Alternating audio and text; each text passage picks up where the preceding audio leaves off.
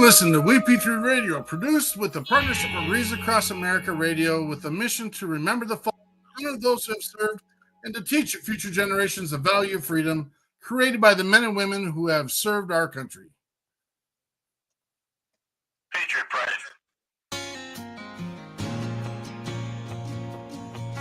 Currently playing on WeP3 Radio, Don Rick, Painkiller. I'm not looking for a hero, not looking for a friend. I'm not looking for nothing that'll break this heart again. I'm not looking for answers that I haven't found yet. I'm just looking for something that'll help make me forget. Left, your left, hey. Left, right, your left. You got it.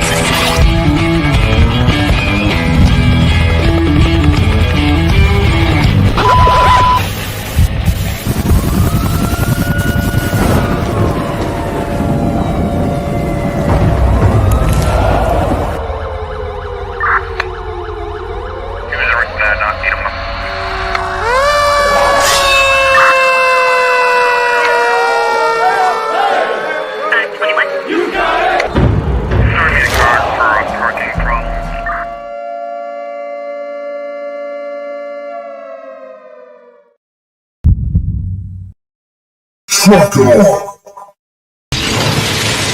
Doctors, roll out.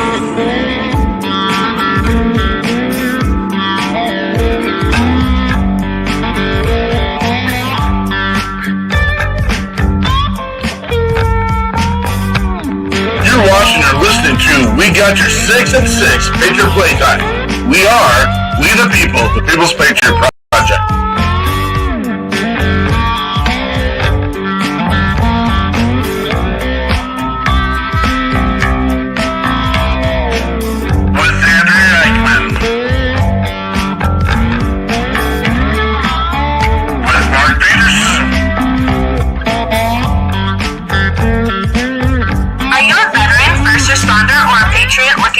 To put your skill set, your thoughts, and ideas, or want to help continue the mission, you have come to the right place. We are the People's Patriot Project, and we are the shock and awe when it comes to meeting the needs of our veterans and first responders. We are dealing with a new enemy in today's world where the wounds are not always seen. We want you to be a part of this mission in saving lives and making a difference. Welcome to We Got Your 6 at 6 Patriot Playtime. Here's the WeP3 Team bringing you today's best heroes hits in the boots on the ground organizations that are saving lives. And as always, Patriot Pride.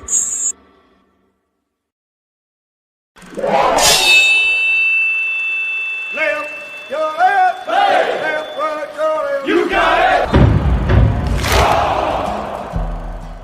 Truck it on.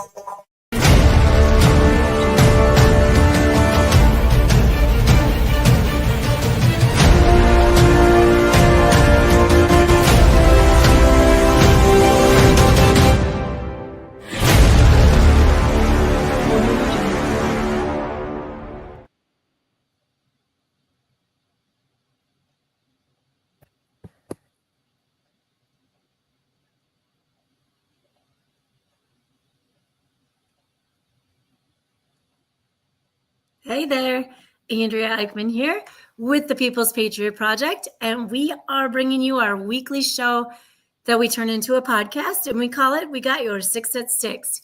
Every week we bring you a guest, and many times we bring you a music artist, and then we share all the good and the sometimes not so good things that are happening in our world. This week is going to be pretty freaking amazing. We have Zach Johnson with Roger Up, and we have Jesus Daniel Hernandez with his music.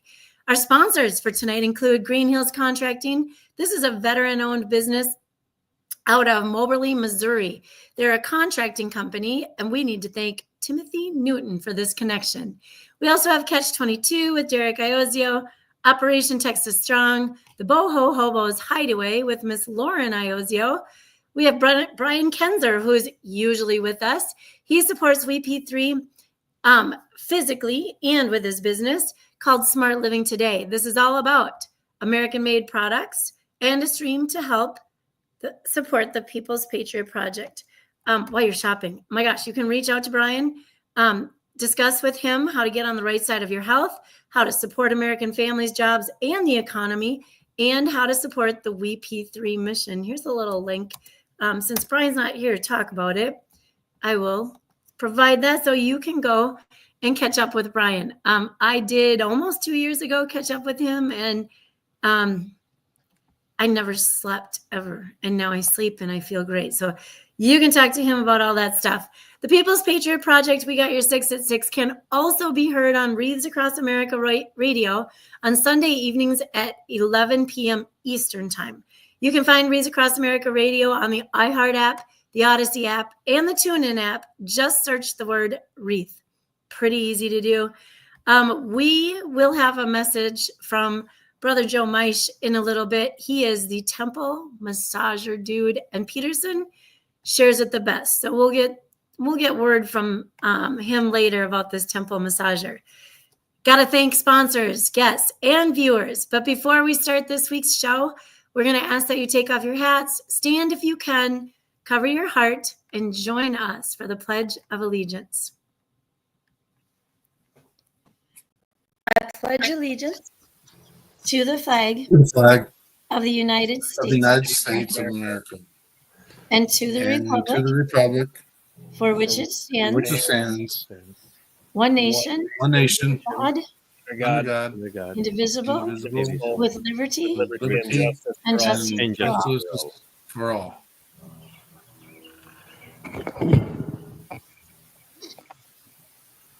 That was the clearest pledge, I think, in quite some time. Good job. Peterson's stalling. He's stalling because he probably can't find the button that he needs to push right now. I'm not stalling. I got access to all the pieces right now. It is May 18th. I can't believe it. This means a lot more. Probably not. I can't say this, but I'm going to. May 18th gets really close to my out time, only in the fact, and Miss Eichmann's out time, in the fact that we're both school teachers. And we're on the short stay right now. Short stay. And so like 11 days. I mean, who's counting? Yeah. Who's counting? No one's counting. But you know what? On the We Got Your 6 at 6 show, we don't have to worry about getting up and going to school the next day. And so we get a little looser in the summertime, maybe a little bit. We are here today with two amazing. First of all, Zach Johnson doesn't stop. Again, same story. We got veterans that do, and we got veterans that don't, and it's okay. But I'm getting on this platform. I'm going to get on this new platform. I had a call from one of our newer guests coming here in the near future, talking about the things that they're getting done. And we talk about how 90% of our country, that is not, no one's mentioning color, no one's mentioning race, no one's mentioning religion, no one is mentioning immigration, no one's mentioning any of that. But we have 90% of the country that gets away to break their heads on the pillows of freedom every single day, not even thinking, fathoming, or understanding that I get to drink this mocha mulate, cha-cha, fifi drink of my choice whenever I want to. I get to eat what I want when I want to. I get to sleep where I want when I want to. And I get there are some of those people that don't have choices in those areas. But no one stops to think for a minute the freedoms, the liberties that they get to experience because of the men and women who have put the uniform on. And I have come to the conclusion it's a heart condition. Our entire country has a heart condition. And that condition is they don't stop and slow down and realize and understand that there are men and women every second of every day standing with the uniform on, making sure no one's kicking in your back door, making sure that when you're out in the ocean waters and having a great time and haven't planned a thing other than making sure you've got your can koozie so you can do what you need to do. And we dial 911 when things happen out in the water and this, and I'm on my soapbox. But the thing is, we've got to figure out a passion, a way to get our people mobilized to take care of our veterans and our first responders. And I got two dudes here that are going to talk to us about this. We got Zach Johnson, founder and CEO of Roger Up out of Minnesota, which is close to us. And I don't know that we've ever connected, Zach. Not in person, no. We had a couple phone calls, but that's sometimes part of the networking. Is it's a call for action, it's a call for help, and no matter where it comes from, no matter what state, that's what we're trying to do with Roger Up, is be that first line of defense for veterans and first responders. We're gonna get this done. And then you know what? Peterson. Here we go. Yeah. You ready? We religiously say we don't have favorites on our show, but this guy is a favorite. I'm going to tell you that right now. We were joking and laughing before the show. I got to call Andrea out a little bit. Sorry, Andrea. It's always. I know. Good. We were talking about how you can talk normally and just doing this jibber jabber, and then all of a sudden there's enunciation things that come in with certain cultural names and people. And she did that at the intro. And did you guys notice that? She did it. I did not. See, it's not even purposeful. You totally did, Andrea. No. Well, that's because it's kind of a second language for me. I'd like to say it's a second life for me, but I'm here in Minnesota, so yeah. It's all good. I will openly admit I'm a hillbilly from the great state of Wyoming, and I'm incapable. I speak dumb is what I do. Derek Iozio, good to say. I would like to lift up a quick note of celebration real quick. We had a board meeting this last week with the People's Patriot Project. We go the second Monday of every month. And we had the awesome, exhilarating opportunity to vote Miss Lauren Iozio in as our Chief Financial Officer. Thank you, Lauren, for coming on board. Thank you for all the amazing work you do. She is picking this up out of Texas. She's going to be doing the work from Texas, which is fine because WeP3 is everywhere. And we are going to continue that mission, but tonight's not about WeP3. Tonight's about these two guys sitting above us. We got Zach Johnson again with Roger Up. Zach, tell us who you are and tell us what your mission is. And don't spread it out or anything. There's other questions on the road. Just those two. Absolutely. Well, I can't thank y'all enough for having me here tonight. So I'm Zach Johnson. I'm founder and CEO of Roger Up. I'm born and raised in Minneapolis. I started Roger Up because while in Afghanistan, I served in the United States Marine Corps, both in Iraq and Afghanistan. And while in Afghanistan, as a section leader, every morning we'd get up, we'd go down, do our mission brief, and you get to the trucks. And every morning after you went through mission brief and you checked all the gear and you got all your serialized equipment and everything squared away, all right, it's time to go out on the mission. And the last piece of that was always all vehicles, Roger Up. And whether we're mounted or dismounted, it was that same thing. Everybody needed to Roger Up, which in country meant is your weapons, your serialized gear, your personnel, your food, your water, your chow. Are you all good to go get in the fight for days on end if that's what was required? And now what it means being back here stateside is are you okay? And on the back of this shirt, it says to the person behind me, it's okay to not be okay, which is a motto that Roger Up lives by.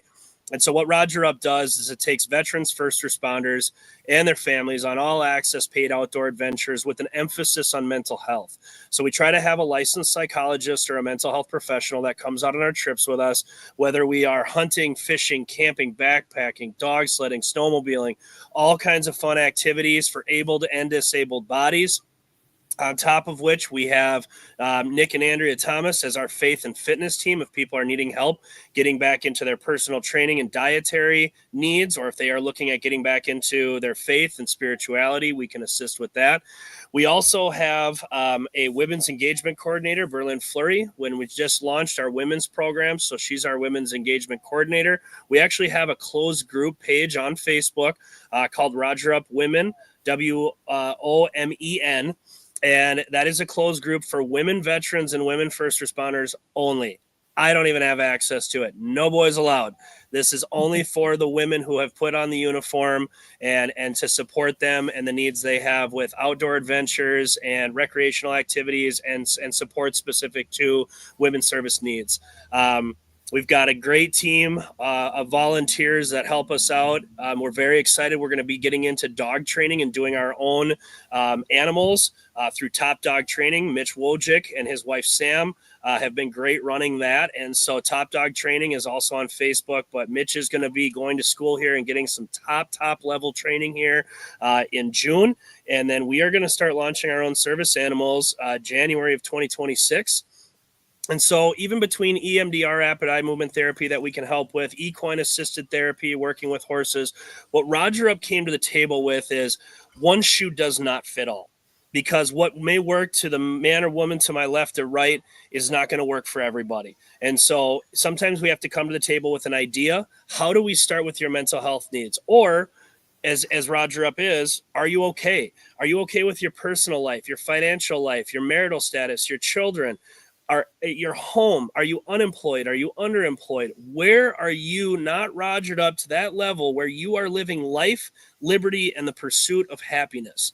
Because everybody deserves that, especially those who have put on the uniform. But that's why we included family in this, because there can be trickle-down traumas, things that come from that. And I don't care if your great-great-grandfather served in the Civil War. Welcome to our family. Welcome to the conversation. We're going to be here to help you. The reason that this project is so meaningful to me is in Afghanistan on April 2nd of 2010, I was hit by a 150 to 200 pound IED. One of my Marines was killed, Corporal Curtis Michael Swenson, from Rochester, Minnesota, lost his life that day. And I do everything in my power to honor his life and his ultimate sacrifice. His mom and dad, Kay and Dave Swenson, are near and dear to me. I see them all the time. They know that this mission is for their family, to make sure that his life is always going to be honored. And to the men and women who have lost their lives, that when you come back home, we're going to honor you and we're going to keep moving missions forward in the best way that we can.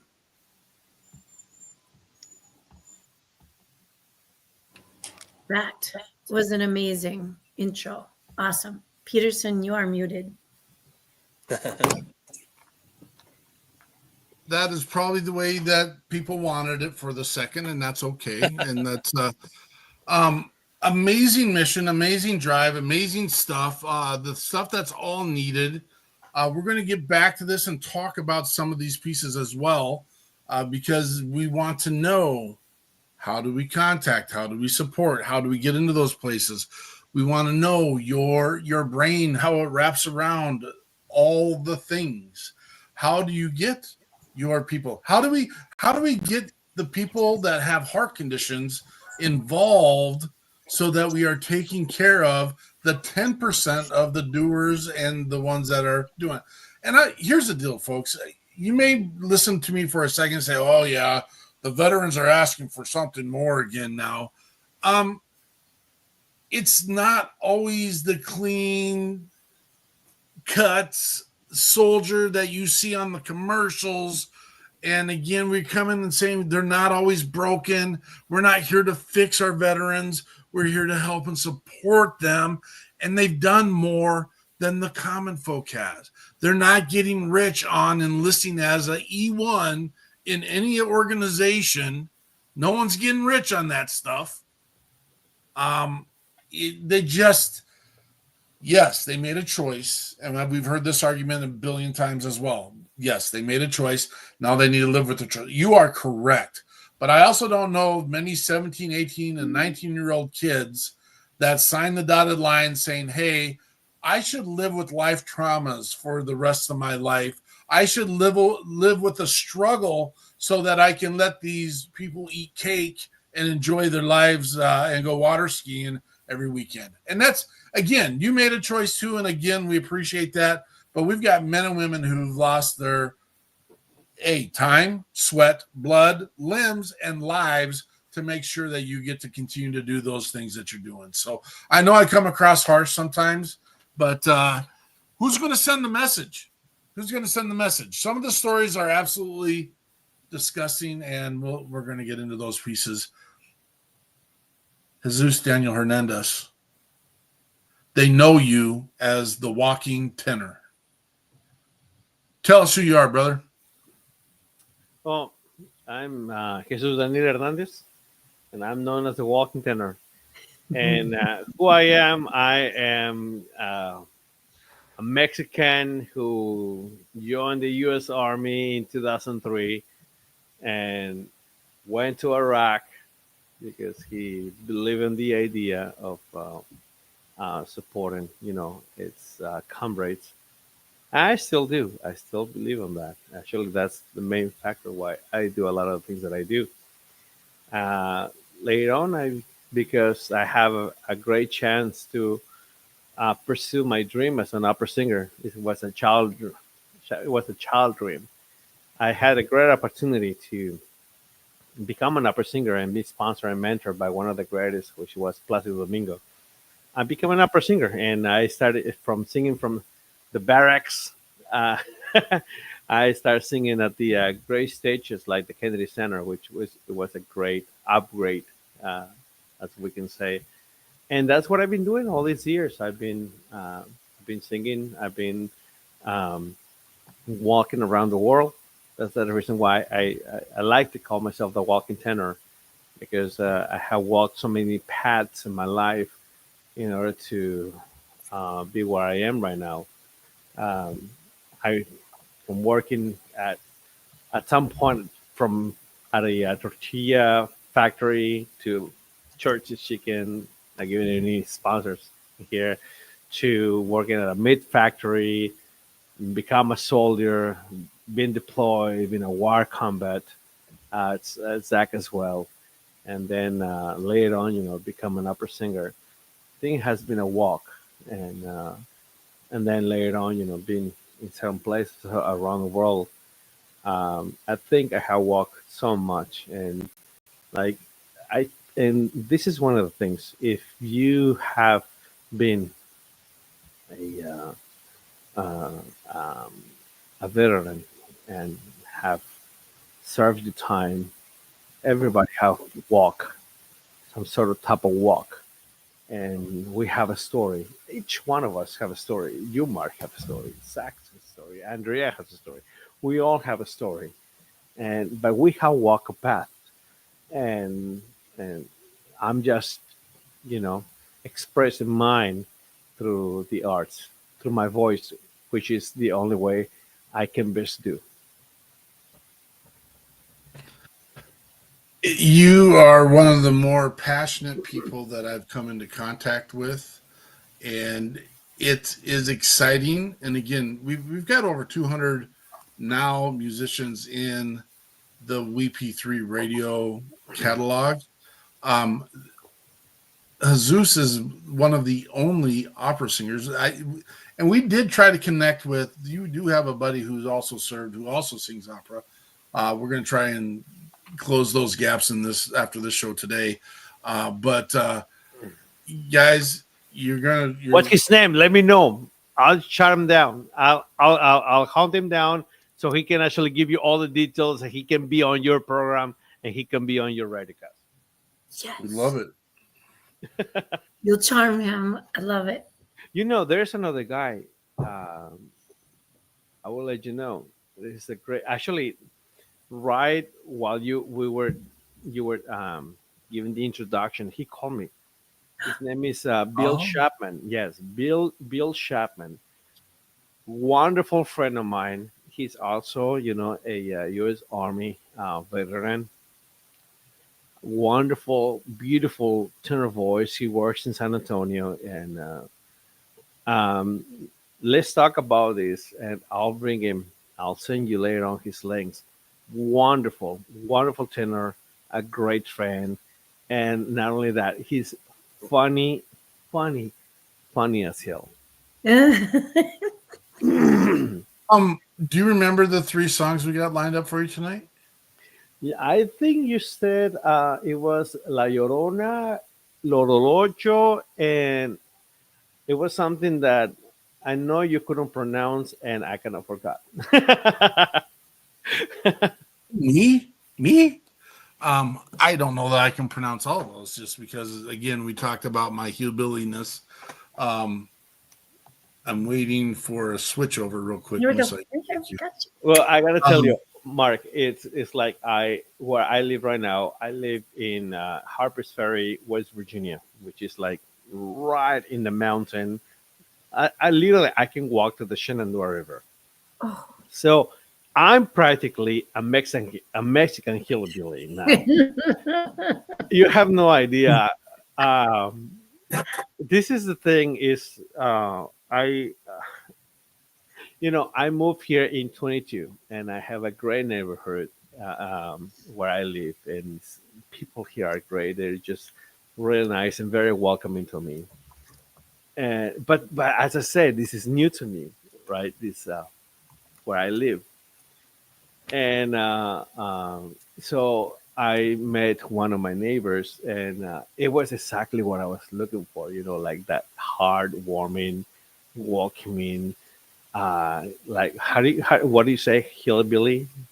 Uh, uh, it was exactly what I was looking for, and I gotta tell you, like my wife, my daughter, and we've been very welcome to this community, and I gotta say, it's one of the warmest communities I ever lived in. I lived in DC, which DC is wonderful, uh, but I never felt like I belonged to a community.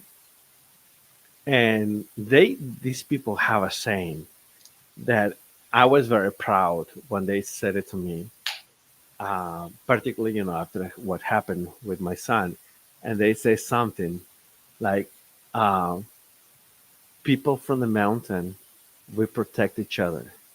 If you're in the mountain, you're part of the mountain, and we'll protect you." And that was something I gotta tell you, it made me cry when they told me that. So it is, people use the word hillbilly in a funny way and everything, but I think it's a very endearing form to say, warm hearted people. And Well, I appreciate that. And this is the piece that you're talking about right now that I wish our entire country would buy into, to be honest with you. It's taking care of each other. It's that simple. It's building relationships. It's realizing that we can be different and we can still enjoy different. And it doesn't, and we can talk. And again, we're not going to get into the political side of stuff. That's the same. We can talk across the aisle. And I don't have to believe what you believe, and you don't have to believe what I believe. But at the end of the day, we can come together and construct something together that is bigger than all of us. And that's kind of I love hearing your story, Jesus. Thank you for sharing. And that actually made me feel a little bit better. Miss Parnell, good to see you, sister. 22-0. She was on, was it last weekend or weekend before? 2 weeks. What song do you want to start with, Jesus?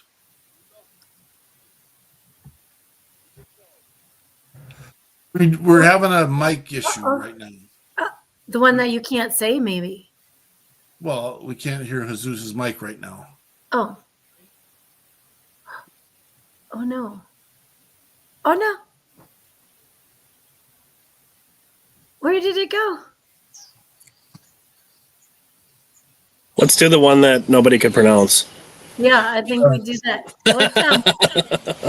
We're going to do that, and he can give us. He'll get the mic thing fixed up, and we will. We'll bring it back, and he can give us the lead in after the fact.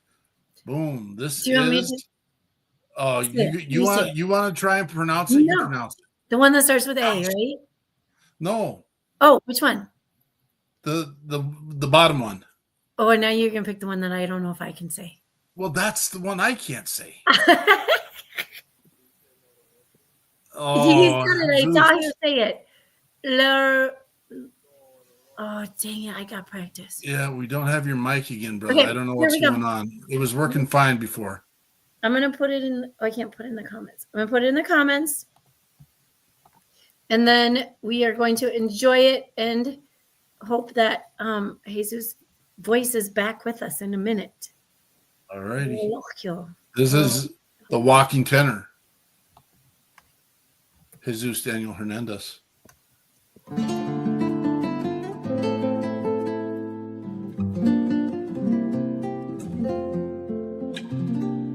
Orologio non batter le ore, perché il mio amore è con lei. Lei se mi andrà ormai per sempre, via quando l'alba verrà. A me resta solo stanotte per vivere ancora il mio amore, ma il tuo tic-tac mi ricordi che il tempo ormai non l'ho più. Orologio trattiene il tuo tempo, perché il mio amore è con me, la stella che è solo la luce, senza il suo amor non esisto. Trattiene il tuo tempo, ti prego, rendi stanotte infinita, e così resterà sempre qui sul mio cuore, che all'alba non mi lascerà.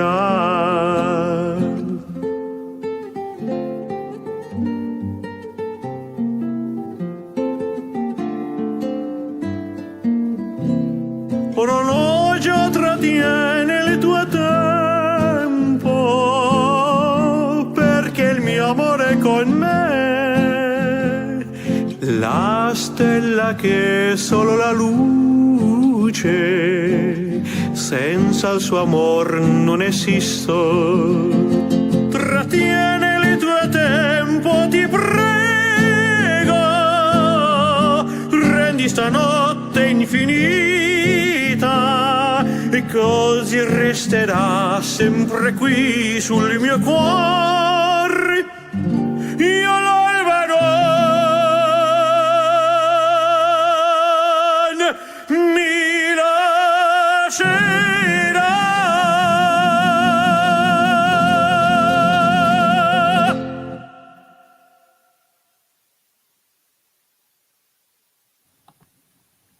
I have one goal in life, and that goal is to watch this man eat live.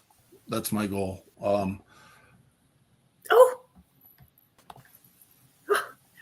Sorry. That was unbelievable. That was unbelievable. We still are missing your mic, brother. I don't know what's going on. It's one of those things. Oh, we can hear it very, very quietly. Low. Very quietly. Oh, yeah. Mic volume. Very low. All right. He's get got a this. fix. He knows this. He knows. Miss Eichmann, Yes, can you do the news while we're waiting for I would love to do the Jesus? news. All right. Okay, so let me start out with telling you about May. May is National Military Appreciation Month. This was deemed by Congress in 1999 to ensure that the nation was given the chance to publicly show their appreciation for troops past and present. May was chosen because it has many individual days marked to note our military's achievements, including Loyalty Day, Victory in Europe Day, commemorating the end of World War II in Europe in 1945, and Children of Fallen Patriots Day. It also falls in line with Mental Health Awareness Month. This is a time to raise awareness of and reduce the stigma surrounding behavioral health issues, as well as highlighting the ways how mental illness and addiction can affect all of us. The stigma around mental health and treatment has long existed, even though it has started to change. People hesitate to seek help or even talk about it with their loved ones for fear of being judged and facing unnecessary backlash. One of the best ways to celebrate Mental Health Awareness Month is by talking about it with your peers. The more you talk about it, the more normalized it will become.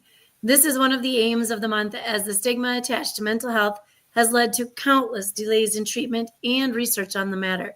The theme for this month is Turn Awareness into Action. May is also the month of the military caregiver. This is observed every May to honor and support the people who care for wounded, ill, or injured service members. It is a time to recognize the caregivers' contributions and to raise awareness of the challenges they face. This month provides an opportunity to express gratitude to the approximately 5 million caregivers in the United States. May 18th, that is today. Today is EMS Day and the first day of EMS Week. National EMS Week honors the contributions of those who work on the medical front line. This week gives emergency medical services and those who would like to credit them a chance to recognize their hard work in potentially fatal situations on a daily balance. Whether an accident, a national emergency, or a terrorist act, the EMS work quickly and efficiently to save lives. It's estimated that EMS agencies in the United States respond to over 40 million calls for service combined each year. Approximately 64% of these calls are dispatched through the fire departments. The average ambulance in 2020 responded to roughly 2,400 EMS calls per year, which translates to about 6 to 7 calls every 24 hours. May 18th is also Armed Forces Day. Armed Forces Day is a special holiday for people all over the world to come together and thank the men and women of the United States Armed Forces. First conceived by President Harry S. Truman, the holiday was established in 1949.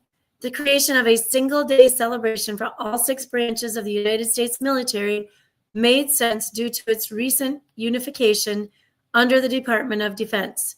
Today, Armed Forces Day is celebrated on the 3rd Saturday in May. That would have been yesterday. Shoot. Armed Forces Day was first celebrated in 1950. 30 past American presidents have served in the U.S. Army. 2 of them have achieved the rank of 5-star general. That was Dwight Eisenhower and George Washington. One former president, Theodore Roosevelt, has also been awarded the Medal of Honor. And that concludes the news for today. Thank you for sharing, Miss Eichmann. There's always something going on, and we always get informed. Thank you, Jonathan Crochet, for putting those together. Real quick, we're going to get into our call to action. Every show you come here, there's something to do. We're a working group. I just told my board this last week. We're here to work. We're here to get it done. We're here. We're on a mission. Everyone has a device in your hand. Well, this is called check 6. The first thing in check 6 is you check yourself. You can't help anybody in this place, in this space, in our world, if you're not okay. It's the classic. If you're on the airplane, you put the oxygen mask on yourself before you put it on others. I've never had to do that, so thank goodness and knock on wood. But make sure that you are in a good space. And if you're not in a good space, have someone that you can be a confidant with and say, hey, brother, hey, sister, I'm struggling. Maybe even if you're not even intending to do anything, Okay, we don't have to take it to the extreme. You're struggling. I'm in a funk right now. It's not a bad thing. I'm going to tell you right now, nothing agitates me more than when people post it on Facebook or social media. I get it. I understand it. If you do it, we're going to reach back out to you. And again, I'm not beating you up about it, but reach out to those that are going to reach back to you. You know who they are. And if you don't have that person, you don't have that organization, reach out to the People's Patriot Project. I'm pretty confident if you reach out to Roger Up, we're going to get that. We're going to do the sword thing tonight and make sure everyone's in the right space, right time. Contact information is where it needs to be. But we're going to take care of people. Okay? But you got to take care of you first. I'd like you to take and type in a text thread. And we're not creating a thread, but type in just thinking about you. Copy it, cut and paste it into 6 different conversations with 6 different people in your contact list. Just thinking about you. It's that simple. You've got people in your world that would like to know, A, you're there, B, someone's there, and C, that they have a relationship and know that they are going to be taken care of. Now, we always ask people to go one step further on this. There is that one relationship in your life that has gone sideways for some reason. Could have been a dumb joke. Could have been a misunderstanding.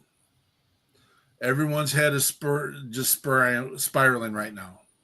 You have that one relationship that it may only take, I was just thinking about you for a minute, that will change their life, could change your life. I'm not talking about calling up ex-girlfriends and boyfriends or husbands and wives. We're talking about that relationship that you were close to, and for some reason, it kind of fell over the edge. And it does happen. Maybe you've been too busy. I have a stupid rule of 3 in my life. You know what? If I ask you 3 times to help out, I cut you off. And again, that sounds a little drastic. It's not exactly like that, but you know who's got your back. Prove it. Prove that you got their back. Just thinking about you. I want to know Zach's reaction. Jesus, we got you now, brother? We are having an issue. We can barely hear you. Yeah. I wonder if we can do something. While Jesus is checking his mic connection, Zach, tell us your reaction and what you heard in Jesus' song.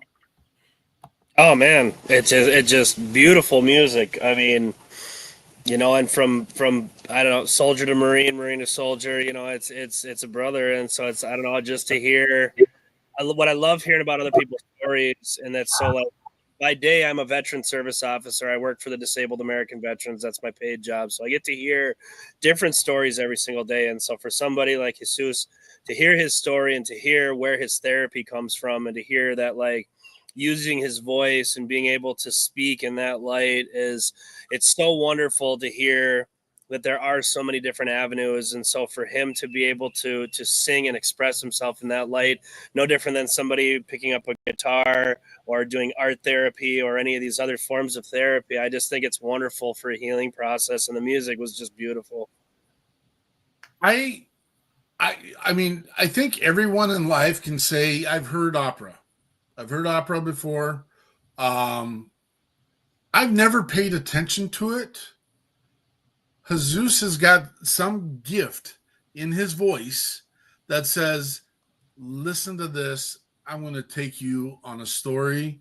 And I don't understand a word he's saying in any of it, but it's like full of so much passion, full of so much. I'm just like, I'm always in awe when I listen. And you can hear it on WeP3 Radio, folks. But do you remember the movie Shawshank Redemption? Do you remember the scene when he breaks in and he steals the record player and he plays some French woman and just music's blaring and he's like, I'm going to get the whole, I don't even care. And he plays that music and he's like, the voices traveled, you know. I mean, it was every man felt free. And it was like, and I'm going to give you that, Jesus. You had me sitting here looking at my view right now, and I felt like it was, the energy was going far out. And I'm thankful I'm not in chains and behind a prison wall, but you know, that's the freedom that I thankfully enjoy. So your music's beautiful, man. Congratulations on everything you're doing. Can you hear me now? Yeah. Yes. So let me tell you about the story. Is that the song is called L'Orologio. The song is originally Mexican. The Mexican composer is called Roberto. Is Roberto Cantoral, and the song, what it talks about is he's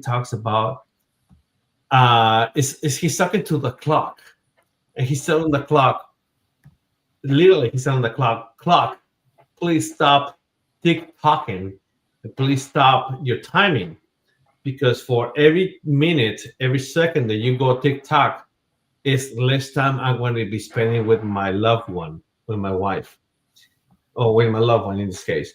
So he wrote this song because his wife, he was actually dying of cancer, and he got inspired because on the top of on her bed there was a clock, and it was one of those clocks that had a very loud tick tock, tick tock. So after she died, you know, he wrote that song, and this is a song. It's called a bolero.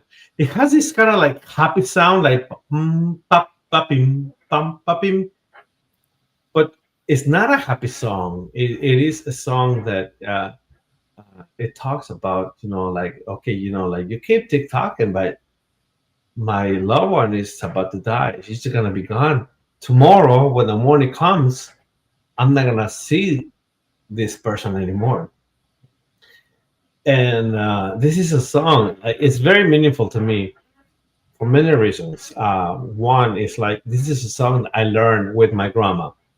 She ended up living all the way from 101, and she taught me how to sing this song.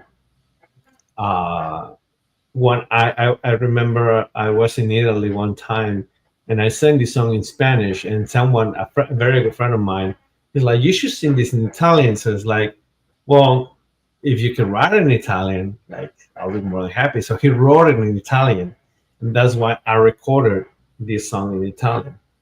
But it still is very meaningful because, I mean, we all know how time and life tricky can be. And we all have lost people that we love, right? I was just talking to Mark before the show. Just this past December, I lost my son. So this song is even more meaningful. It is a song that, you know, is, I wish, you know, there could be more time so I can be with my loved one, with my son. You know, I lost my grandma, who used to, you know, I used to sing this music with. But, you know, like, she was my grandma. At some point, I knew that we all know that at a certain age, you live and you die. You know, that's life. You know, but I never expect that to come from a boy who was just 24. And so when it comes like this, it's like it's like a punch right in the soul, right in the heart. And so this L'Orologio is a reminder that, you know, it's a reminder that we are here. It's very short, and we have to make the best out of it. I know my son did. He did the best he could, and he actually did. He was a great son. He was he had this beautiful physique. He was a wonderful trainer. He was a boxer. He was a great son, and he had a very long hair. and literally he looked like me. Like if you see me right now, it's like you see him. Um, you're seeing him, and I love him, and I still love him. And but like life is what it is.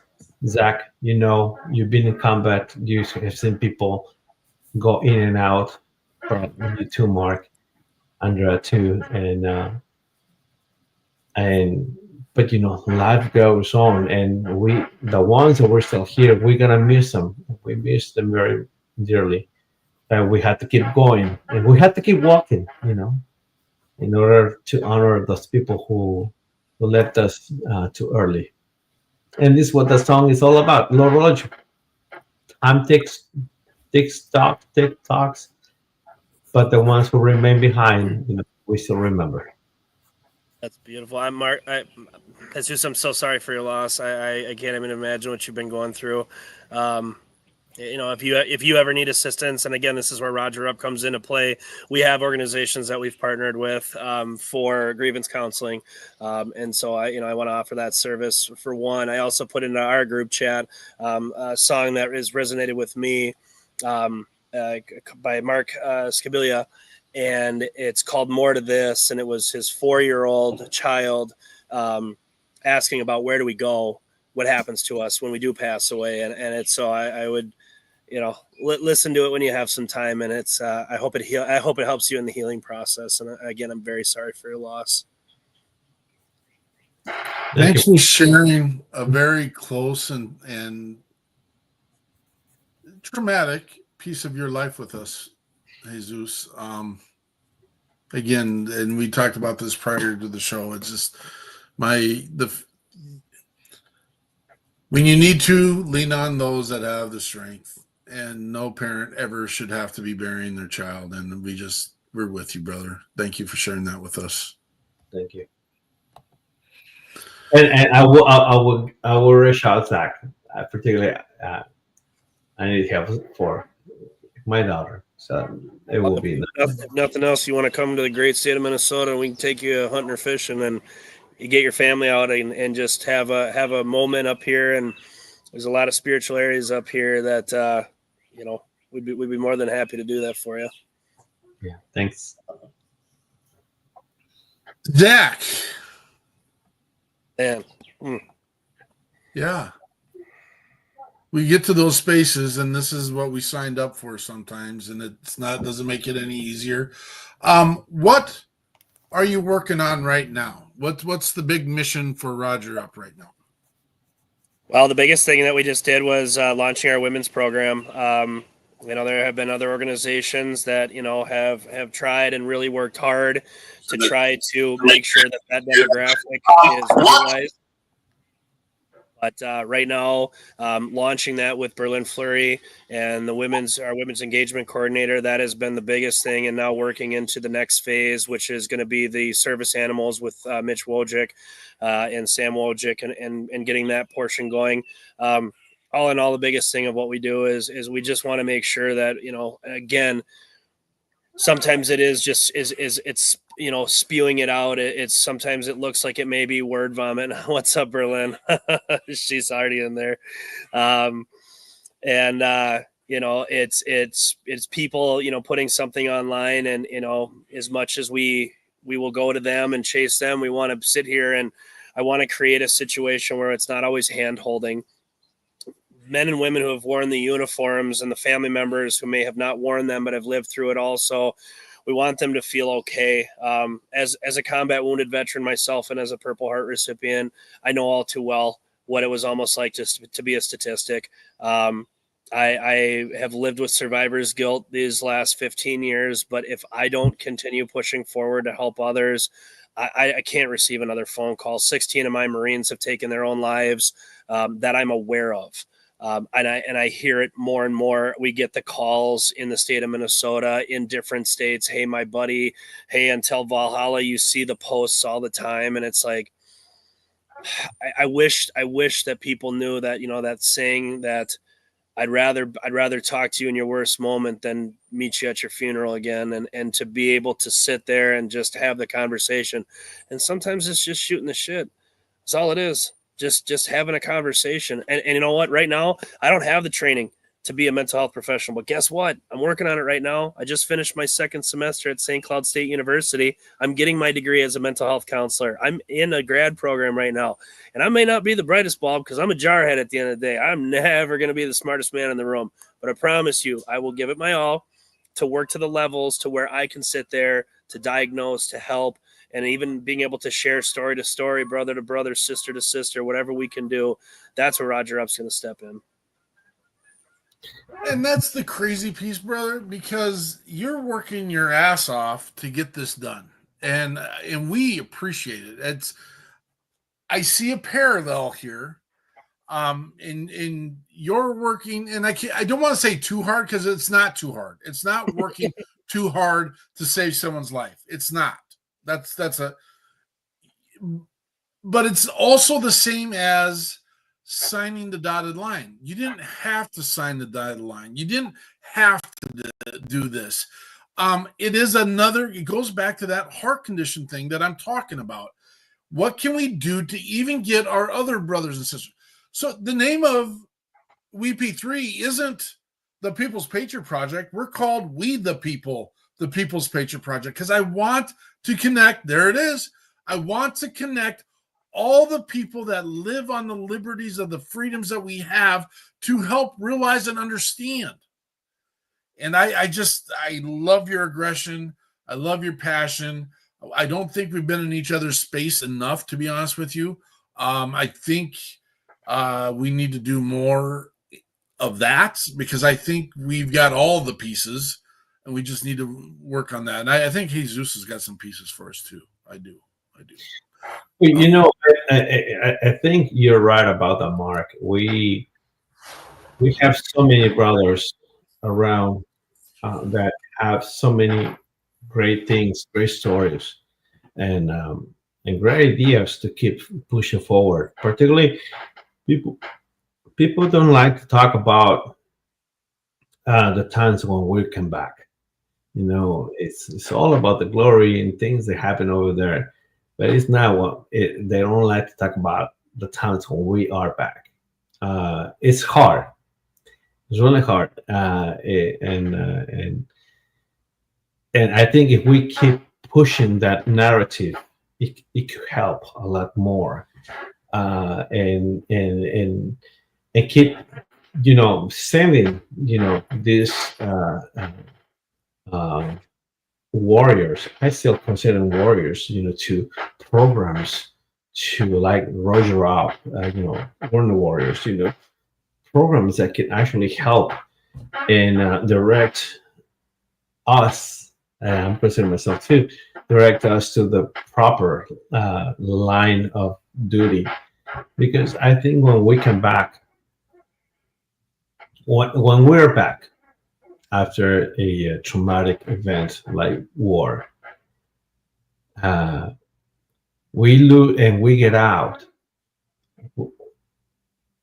We lose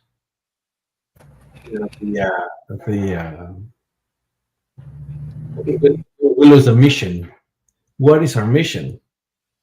And we still think our mission is to keep serving. So we're out. We're not wearing the uniform. Our dog tags are hanging in our wall or in a very nice case. Is which mission are we serving? And I think programs like the one that SAC has and some other people have, they can actually bring closure of what we actually really, what our mission is now. So our mission is different.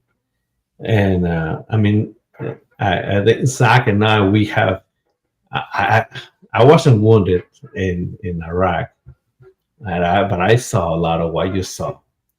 And so I understand. And I do have friends who got what you did. And actually it was important because I actually wrote something about this. You mentioned something very interesting, Zach. I'm gonna write this. I'm gonna just read this really quick. I wrote this some years ago. I have never published it or anything. This is actually the first time I'm actually doing it. But it comes to, it's important because of what you Zach said about, the guiltness of coming here. And I said, brother, oh my brother, in times of war we met. Your dreams became my dreams. Your kin, my kin, even though we had different skin. Remember when we used to yell with pump in our veins, kill those fuckers, kill those bastards. Oh brother, at the end, we are the one who got screwed and killed by the ideals of those bastards. In a palace full of bullets, did we talk about our loved ones?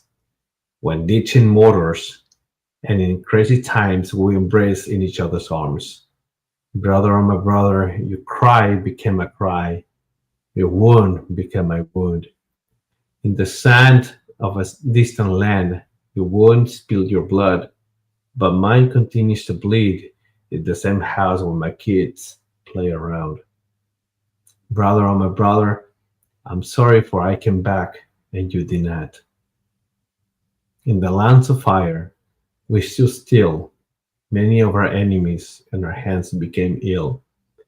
We regretted that because that's not what we believed in. We were Christians, killing so young and so naive. Brother, oh brother, the way we were, holding our M16s in our service for our new reign, when we were soldiers fighting with no end. Brother, oh brother, I'm sorry, for I came back and you did not. That's something I wrote a while ago. And I never shared it. I only shared it with my wife. But right now, like when you say this, I just felt like I needed to share it. I got a lump in my throat right now. Huh? I got a lump in my throat right now. Wow. I don't know. I think that this is I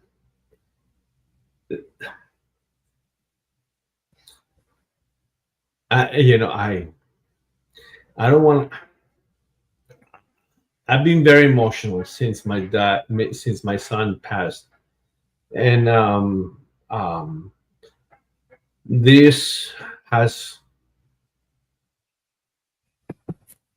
this guilt that you talk about is something that is very real, because it's not only guilt for the people that you left over there, but it's also the guilt of the sacrifice you dealt within the time. Not only me, but I know, like even in my case, the guilt is people I left over there, the guilt of not being here and be present for my son. So the sacrifice is not only once, it's like double. Because you leave your family, you're not spending time with your kids, with your family, you're serving, and then you go over there and then you get bonded and you get friended with and brother with friends and people over there. And some of these guys, they don't come back. And then you come back over here, and then you have that guilt. And then you have the guilt that, and then things like this happen with years later. Hopefully, I hope you guys will never feel what this feels to lose a son or a kid. And then you feel like, oh my God, like I went over there and I could have used that time to actually have and spend time with my son and my kid.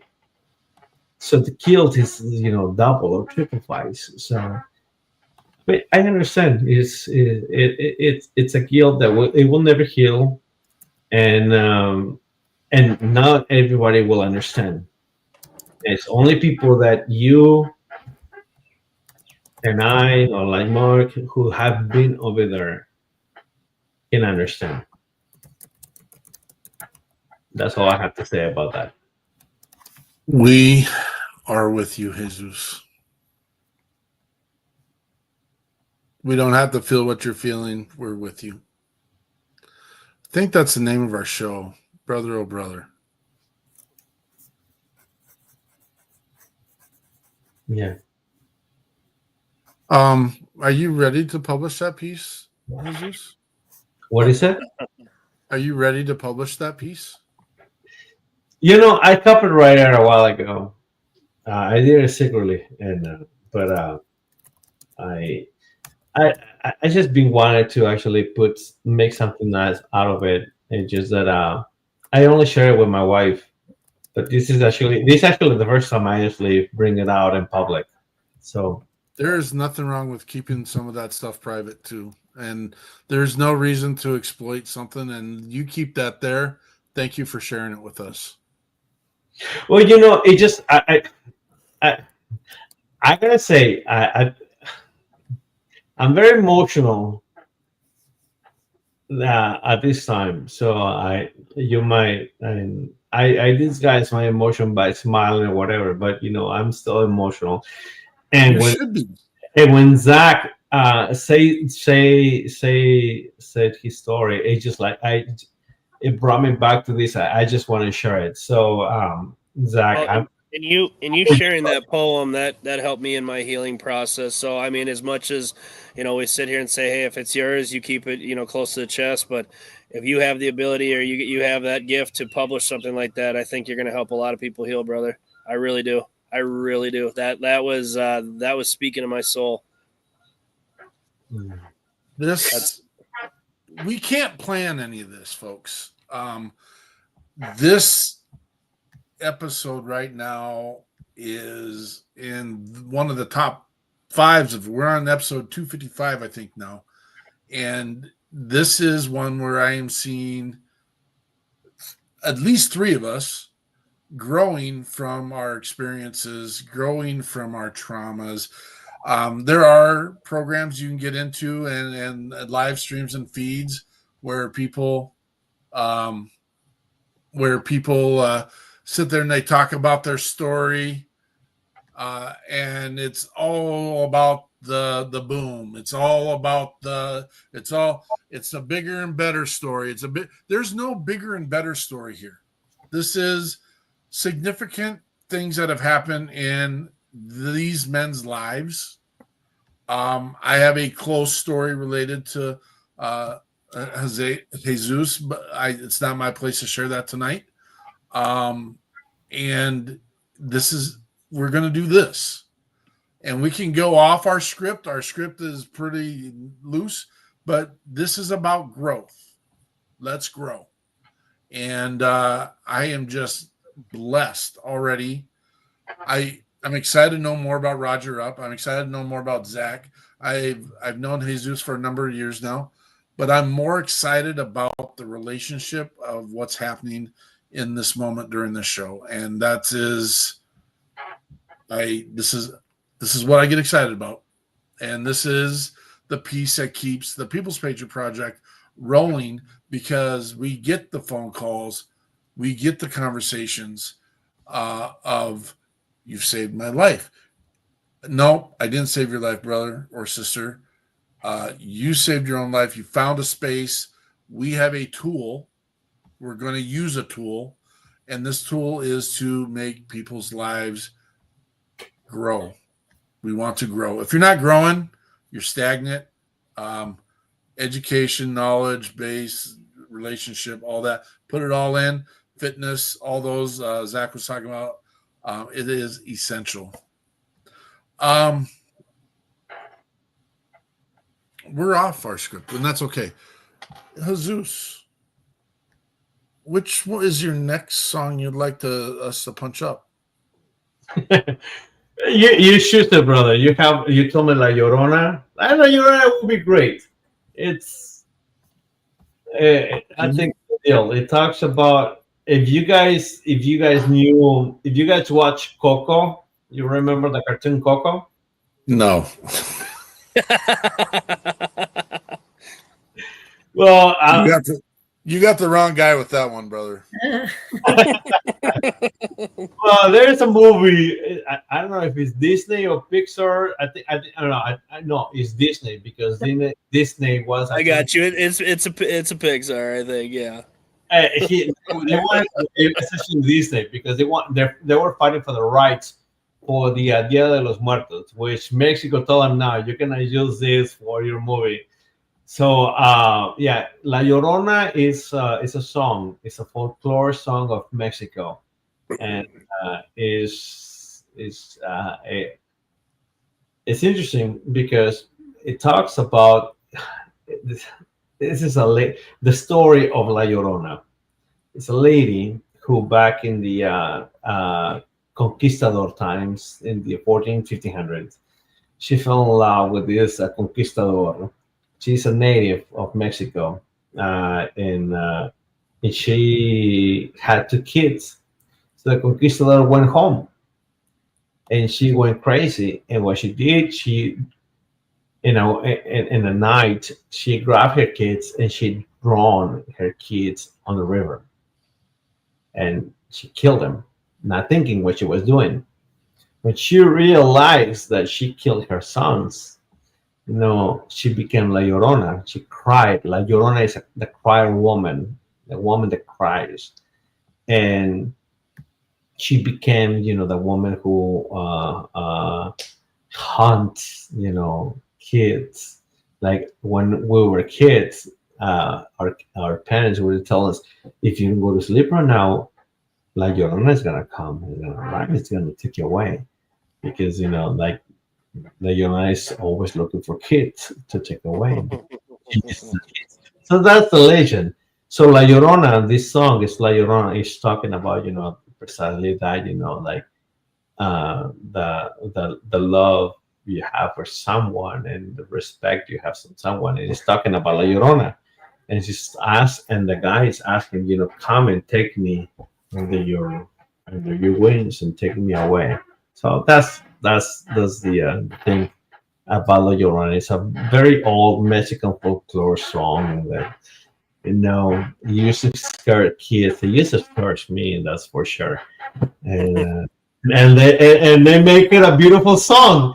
And then when you sing it to a girl, back in the day when I used to be single, it's like, oh my God, it's so romantic. Like, it's not that romantic. It's actually a scary song. But when you put a guitar and a voice, it makes a beautiful context. Well, this is the Walking Tenor with La Llorona.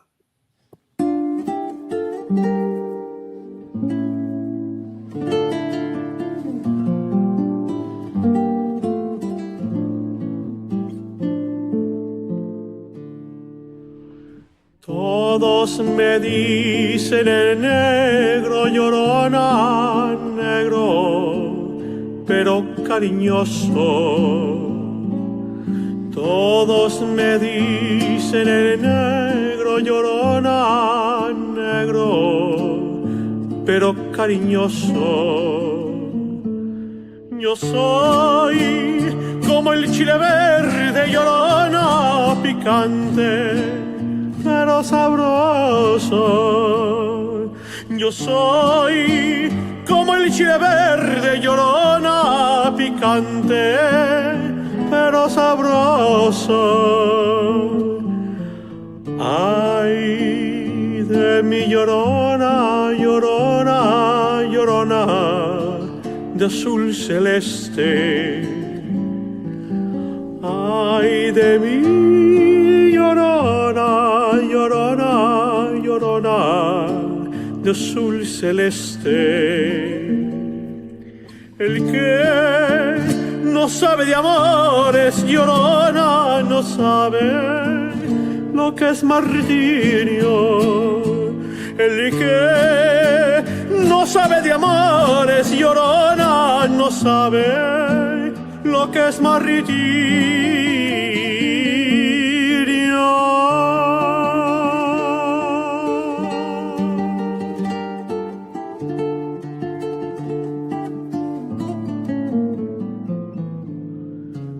No sé lo que tienen las flores, Llorona, las flores que van pasando. No sé lo que tienen las flores, Llorona, las flores que van pasando, que cuando las mueve el viento, Llorona, parece que están llorando, que cuando las mueve el viento, Llorona, parece que están llorando. Ay de mi Llorona, Llorona, Llorona, cuando te vi. Ay de mi Llorona, Llorona, cuando al pasar te vi. Tápame con tu rebozo, Llorona, porque me muero de frío.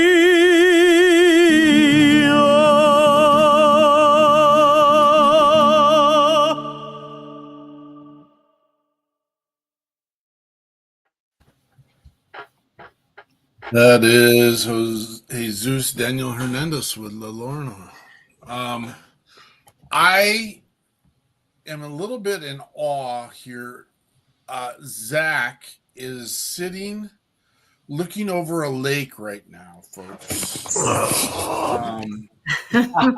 Sitting and listening in a perfect 53-degree. I see he had to go get his hoodie on, which is, but I just want to say though, so see how this is my bedroom window, and the window's been open the whole time, so I got to just button hook around here. Yeah, no, you're good. The whole time while I grabbed the hooded sweatshirt, so I didn't miss a word. I just wanted everybody to know that. Okay. No.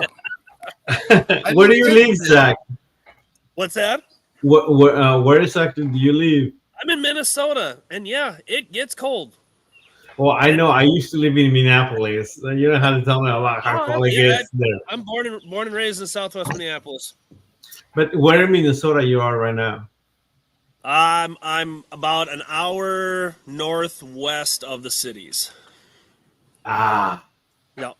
So I opted for a quiet country life with beautiful views, sunsets right there. Lake. I got a bald eagle that's been flying around here tonight. It's just, man, all of it. With your music, man.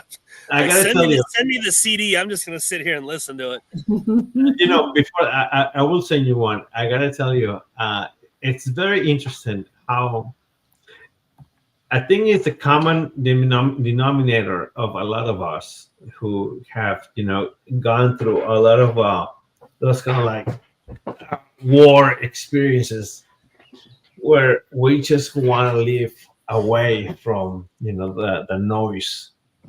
And because like me personally, like I live like right in the mountains, very close to the lake. I can walk to the Shenandoah River. Like I have a very private life. Like it's very away from people, no traffic. It just brings me peace. Like I can walk to the lake, but you have a much better view than me. I have a nice view, which is I have woods and a beautiful creek, but I still have to walk to the Shenandoah River. I still have to walk to the lake. You, brother, have the view of the lake, which is amazing. And my family's got a cabin, so if I need to go get out in the woods, it's 2 hours north. We have a red cabin, so I go from one red house to another red house, and it's just like, yeah, very, very, very, very fortunate for that. And it's, but that's again what what we try to do is, we've got right now on the books, and I'm gonna have to go grab my charger so I don't lose you guys. So I might have to just book. But we've got 2 pheasant hunts, a goose hunt, a deer hunt, a turkey hunt, all on the books for this year. And even right now for our women's program, we've got a wellness retreat, Memorial Day weekend, and we've had a couple just last minute dropouts. They got family stuff going on, totally understandable. So like I'm looking for 2 or 3 female first responders and veterans right now for an all access paid weekend, up at Shire in the Woods in McGrath, Minnesota. So give me like 30 seconds. I got to get a charger. I don't want to lose y'all. Go do your thing, brother. No, again, like I said, he's overlooking the lake. He's got the sunsets coming in now. It is. What's your comfortable temp, Jesus? Where are you comfortable? My comfortable what? Your comfortable temperature. Like where's your? I'm a winter guy, man. I gotta tell you, I'm a winter guy. That's the reason why I moved to the mountains. I run away from warm weather. Like right now, it's in the 80s, but it's still kind of like breezy. So we still have a lot of breeze, which is nice. But in a couple of months, I am going to be miserable.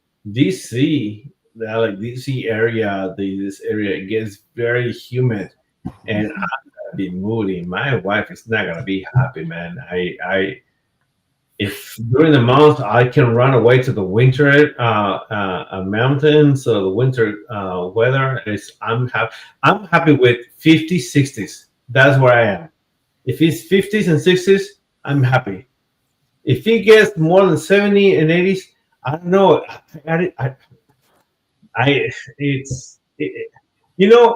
Humid, hot weather, it just like brings my PTSD and hikes my PTSD to a level that is not a good one. And my wife can tell you, like, she loves hiking and mountain, which I still do. But I'm like, let's do this during the winter. Like summer days is my hibernation time. I want to be like right now I'm wearing a nice sweater because I'm in my house, and right now my house is like 65, 66 degrees. And I like to be nice and cozy, and I'm happy. If I go out right now, it's like 79, 80, 82, 5 degrees. I'm going to be moody. And you don't want to have Jesus moody. You don't have Jesus moody. The last time Jesus got moody, like. Bad things. Bad things. Zach, what's your perfect temp? Ooh, I don't know. Sitting by a fire, like 50, 55, like right about now when it's nice and calm. Yeah. But sitting by a fire in the summer, especially with like friends, family, sitting around just with a group, just, I don't know, there's something old, just primitive about it. Or just, sitting and playing cribbage by a fire. That was, did that recently. And that was a special night. So. Miss Eichmann, go ahead, get your stuff out there. Tell y'all can have it. You can have all of it. You want to come up? You want to come up dog sledding with us this winter? No, no. Your campfire vision is beautiful. I'd be under 3 blankets, keeping my hands in the fire. See, we get these couple weeks right now, and then it's just going to be muggy and humid. And again, for me, I love all 4 seasons. I love ice fishing, being out on the snow when I can sit there, put all my gear in the sled, put it over my shoulder, and then start walking out there, and just go out. Ice fish, you set a pop-up, you turn on a heater, you get chairs going in there. You're still warm. You're out of the wind. Mm-hmm. One day. Yep. One short day. Yep. I'm going to hold you to that. Yeah. I got to tell you, I remember the first year I was in Minneapolis. And during the time before that, my wife and I used to live in Italy. And so my wife, she got a really nice job at Wayzata outside of Minneapolis, very close. Like she can actually see the Wayzata lake, which was beautiful. And I got there I think it was in August or something, because my wife moved there first in 2014. So 13, I'm sorry. And so I got there, and it was my first winter, which I loved. I thought this is great. We had a really nice house. It was a funky house. very weird, but we loved it. It was right in the corner. I made a lot of friends. You know what I used to do? I used to actually get outside, put a table, drink wine, smoke cigars outside. Was on the corner, and people used to come from the bosses from work, and they used to sit down and have wine with me. So I made a lot of friends in there. And I remember winter came in, and I was a little down. I couldn't smoke my cigars outside. And my neighbor is like, "So how is this winter?" It's like, "Man, I'm to tell you, I don't know what you guys do." It's like, "Well, you're not hanging around with the right people." It's like, "Well, show me the world. Be my genie. I can show you the world. You can show me the world." So he took me to a lake in Louisiana, and and it was really funny because I remember him driving into the lake, and I'm freaking out. Did you drive on the ice? Yes, he's driving into the lake. And I'm like, that is my favorite thing to do to somebody who's never experienced it. I've never experienced it. He's driving into the lake, and I'm like, we're gonna die here. Oh no, I've done that to so many buddies when they've come up here. You sit there and you're driving in the truck or whatever, and you sit there and you unbuckle as you kind of come down the ramp onto the lake, and you unbuckle, and then you start to put all the windows down, and they turn and look at you, and they're like, "What are you doing?" And you're like, "We're fine. Just if the nose goes down, you jump out." And it's like they're like, "Wait, whoa, what?" Back up. And just unbuckle and be ready. Safety protocol. Most time we go out there, there's a foot or more ice. You're fine. Yeah. We've been trying to get a bunch of our southern friends from other organizations up here for the Fishing for Life event in January, at the end of January, and we can't get them to come, and we're just like, we'll take care of you. Lodging, food, everything. Yeah. You got to come experience it. And we're in one of the elite ice castle fish houses. It's got the fireplace. It's got the TVs. It's glamping. I'm stripping down into shorts while we're in because I can't handle the hot at all. And they don't get it. We're gonna do it. We're gonna do it. Yeah, Zach, you got 4 or 5 foot tall, propane tanks on the side. They're cranking heat. Yeah. You got your stove with the oven, and you got your microwave. I mean, a lot of them got showers. It's glamping. It is. So, Mark, where are you? We're all in Minnesota, actually. This doesn't happen often, but Zach and Andrea and myself, I'm probably about 40 minutes away from Zach. Okay, so I gotta tell you, next time, and I'm serious about this, you guys hang around, you do something like that, you'll let me know, and I'll be on my way. I love, particularly if it takes me away from hot summer DC, I'll go away. One of my favorite things to do, it was going to Duluth.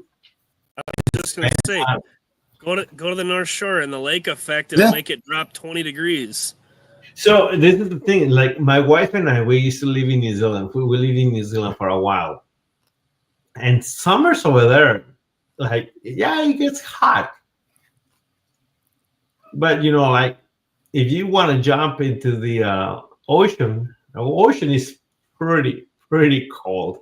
I made a mistake of we were actually, once again, I'm running away from the cold, from the hot weather in DC and whatever else. I mean, I'm from Texas, and I'm not gonna go and see my parents right now, because it's in the middle of summer. It's 140 degrees over there. I don't know. And I was in New Zealand, and my wife, she was doing her PhD over there, and we went to this little island. And I gotta tell you, the swimming, when you walk in Brown, and you hiking, you see the boulders and you see the water, and it's so beautiful. It's so transparent, and it's so inviting, to just jump. Don't do it. That water is so cold. I jumped in Lake Superior for the first time last It summer. burns your Again skin. this year, and I've swam in glacial water up in Canada. It's part of living life. You're just like, this might, it's no different than doing an ice bath. So just here's nature. I got into the Duluth water, like I think it was November, and there you go. So I know, like I'm crazy about that. Like I just love cold weather, and there's something about hot weather that it gets me. I don't, hot weather and warm water. Like I can't do warm water on my face. I can't. If you give me warm water, like expect a punch back. Something. Or like screw you a list. When I became a firefighter, and you don't even think about this stuff, when I became a firefighter after my service with the military, you go into burning buildings. That's what you do. And what you don't realize is when you got your SCBA on, your pack is hyperheating to the temperature of the room, which is as high as 2,700 degrees. So that air is coming into your lungs at that, not at 2,700 degrees. I mean, it doesn't get that high, but you're breathing 200, 300 degree air while you're in the fire. And it was something that I did my job, but it was something that it was a struggle sometimes to get through it. It was just like, oh my gosh, this is too much. And that's something people don't think about. Oh yeah, you're breathing air, you got oxygen. Yeah, your oxygen is warming up to the heat of that, but that's warm water on my face. Can't do the hot air. Can't do it. Did you guys ever wore the MAP 4 in Iraq? I'd never made it to Iraq, but okay. I can't imagine. I can't even imagine. So I not to say, but my MOS was chemical operator specialist, which was your NBC. Oh no. Yes, yeah, it was a punishment. I don't recommend it. It was horrible. It was horrible. I remember coming down like because we getting out of the plane, and it was like somebody just punches on our face. Mm-hmm. Bam! That's hit. It was so hot over there. It's like going to Houston. Yeah, so that's the way. Like that's the reason why like it's hard for me to go like my kids. They live in Texas, and my parents they live in Texas. It's kind of hard for me to go and see them during the summer because it's brutal over there. Well, and then you're sweating, and you get a fresh mop suit, which has got all that charcoal lining inside of it, and you sweat and you sweat and you sweat, and then you take off the mop suit, and you've just got black charcoal everywhere, soaking into your uniform, soaking into everything, soaking into your skin. It was, thanks for bringing up those memories, Jesus. I appreciate it. That's why Jesus is here for. That's to remind you of your humble beginnings. Hey, it could always be worse. That is what got me through those moments. Is it could be worse, and eventually it'll be over. But no one understands. We called it Army hot, Army cold. It's military hot, military cold. No one understands military cold and military hot unless you've been in those pieces. You don't get it. You don't understand the uncomfortableness of it. It is what it is, man. It's something our men and women have done. So there's another thing, like I realize that a lot of people don't realize how cold the desert can be. And if you're in the desert at night, during the winter. It's during the summer. The deserts get cold. It kind of makes you doubt. Like, was Jesus really born on December 25th? And that little outside, like, it's really cold. Did he really? I was in the middle of Iraq, and I saw the shepherds during the summer, but the shepherds were non-existent, and I didn't see no goats outside in December, particularly during December. They were gone.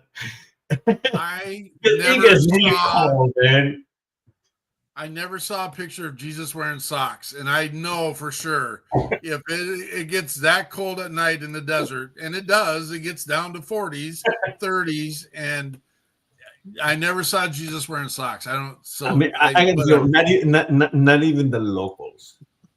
Not even the locals go outside during December at night, and it gets so cold over there. I gotta tell you, and during the if you're pulling a 12-hour shift, which is a night shift, like there's no way, because like you see, it's beautiful. You see the stars, it's wonderful and everything, but it's so cold over there. Oh my God!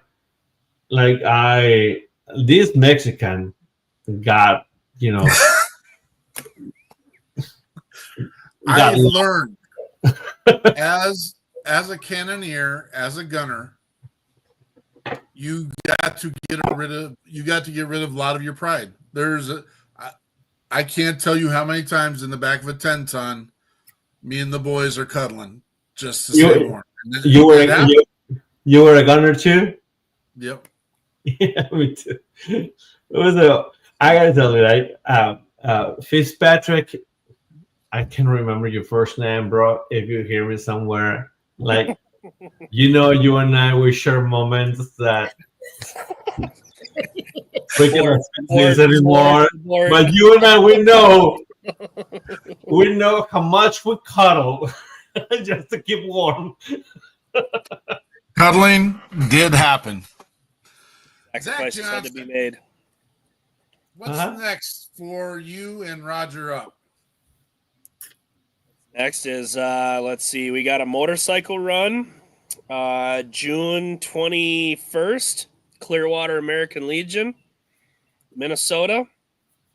We are going to be riding from the Legion. You get lunch, dinner, and they're going to be kickstands up. Registration starts at 10:30 a.m. We're heading, kickstands go up at noon. They're going to go to the camp, up to Ripley. They're going to go to the military museum. Kickstands will go down. You get about an hour there. And then from there, I believe they're heading back to the post. Dinner will be served. I will have to break down from there because I will also be at the Buffalo Rodeo that same day.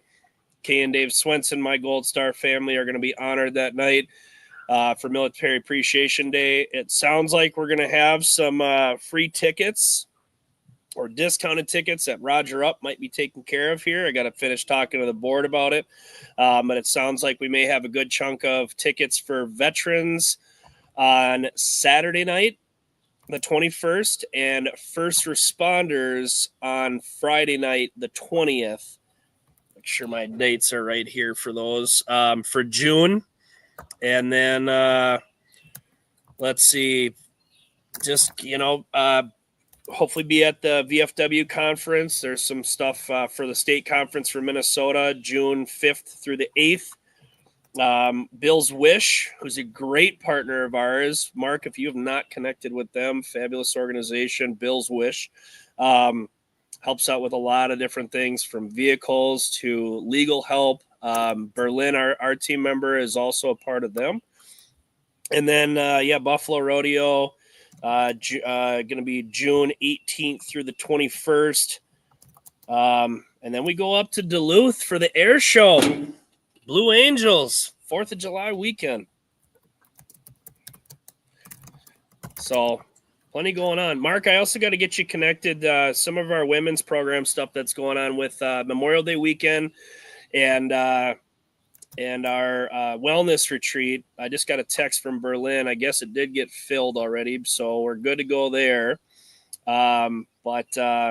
So that's all good for the Memorial Day weekend. But then with Memories Made Outdoors, another incredible organization that we partner with. Oh, what's up, Mike? My brother. That's good to hear. That's good to see that name. That warms my heart. One of my brothers. Memories Made Outdoors doing a lot to support us and our women's program. And again, like I said earlier, June, I think it's the third week in June, they're going to be taking 17, June 16th through the 20th, I believe it is. They're taking 17 women veterans and women first responders. But, Mark, if you're looking for, you're next in line, Bill's Wish, Memories Made Outdoors, they have been absolutely great partners. I'm glad you are, brother. Man, Mike took one in the stomach from a piece of you-know-what after he got out, and we're very blessed to have him here and alive and still with us. Outstanding. Yeah, but again, you need some names. I mean, we got Minnesota resources, but see, that's the beautiful thing is when you call us with Roger Up, if you go to the website, you scroll to the bottom, you say, I need help. You say, I want to volunteer, whatever it is that you're looking for, info@rogerup.org. And all you got to do is go and send an email. It comes to me. And then we just start having a conversation. If you need help with disability claims, benefits, resources, that is my paid job. That's how I get paid, is the DAV, the Disabled American Veterans. That's who signs my check. I do this, I don't get paid. So this is what I do in my spare time other than school. So you go to that, support us here is the donation stuff. But that email right there underneath Connect, info@rogerup.org. We've got clothing gear on there, everything that y'all see me wearing, from the t-shirt to we've got 3 different hooded sweatshirts. We've got women's apparel now. We just launched that women's hooded sweatshirt, which is absolutely beautiful. I almost put that on, but it's a cool color. Real men wear lavender. That's great. But all that apparel, a lot of times when you're writing these grants, they want to know about sustainability. Well, we're trying to create sustainability and building that. So we've been kicking butt. We've had an incredible. So July 2023 is when we got our 501c3 status. We went with our full launch September 1st, 2023. To date, we have raised $274,500, and it has gone all back into programming. Excellent work, brother. Excellent work. This is, when you call us, we've helped out sometimes with fixing vehicles. We've helped out with some bill stuff once in a while. We like to make sure we try to, let's utilize your resources in your area. Is it something that, some of the bigger organizations can help out with? We're still little, but that's where, again, to call your county veteran service officer, to call a department service officer like myself with the DAV, to call somebody from the VFW, the American Legion, ask for help, because there's probably a resource for you. Hey, guess what? I'm in Minnesota. My water heater just went out. What do I do? You call us. We figure out where your resource is and that can be utilized, to make sure that maybe you don't have to pay out of pocket. Hey, I'm struggling with my mental health. I don't know what to do right now. I'm sitting here with, on beer 30, with a firearm. Okay, well, we may have to have law enforcement involvement in this one because, it's not easy to chase somebody around, and we don't want to put ourselves at risk. Been there, done that. And but at the end of the day, put it down. It is okay to not be okay. I promise you. There is a light at the end of the tunnel. There is a brighter tomorrow. We just sent a veteran down to our partner at Warrior's Heart down in Texas. They have been phenomenal. I just had a female Marine just celebrated her 1-year sobriety on May 4th. her husband's a Marine. They got, I don't know, 5 kids, I think it is. And it's like, she's able to be here now for them. And she's training for a fitness competition. She's kicking butt doing it. There are ways to get out of that tornado that is, I can't sleep, I'm drinking too much, so my job's, and it's just circling. Okay, let's talk about it. Have the conversation. It's worth the time and the conversation. I got bad days too. I got days that I don't want to get out of bed. I got days that I don't want to do this anymore. But you know what? I know that every day that I wake up, God has put air in my lungs because I have purpose today. And like Jesus was saying earlier, and like Mark, we've talked about, is, idle hands. An idle soldier, an idle Marine is a dangerous Marine, dangerous soldier.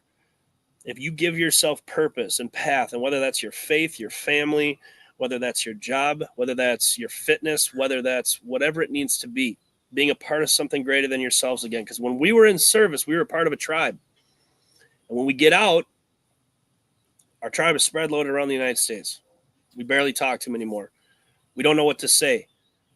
Everything on Facebook is pretty, but it's not. I've worked hard for this life, but I got days that it's not pretty, and that's okay. It is okay to not be okay. I promise y'all, it is, because if today sucked, I bet the clock strikes noon, twice a day. So sometimes when it's pointing down, it will eventually point up again.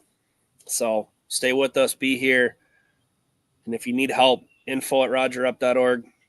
And when you get the Roger Up main phone number, that's my cell. You get me. You don't get a Google Voice, a Google Chat. You get me. Period. Love the passion, love the drive, love the mission. Sport links are up. Make sure you check out Roger Up.